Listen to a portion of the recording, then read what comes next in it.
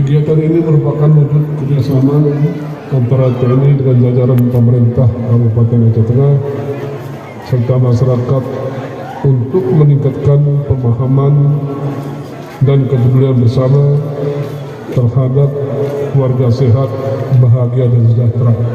Saudara, kegiatan hari ini meliputi penyuluhan KB, pengobatan massal, sunatan massal, dan pelayanan KB.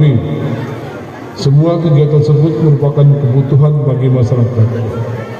Akhirnya dengan mengucapkan Bismillahirrahmanirrahim, kegiatan TNI Menurut KB Kesehatan tahun 2022 di Kecamatan Kota Padang, Kabupaten Aceh Tengah kami nyatakan dimulai.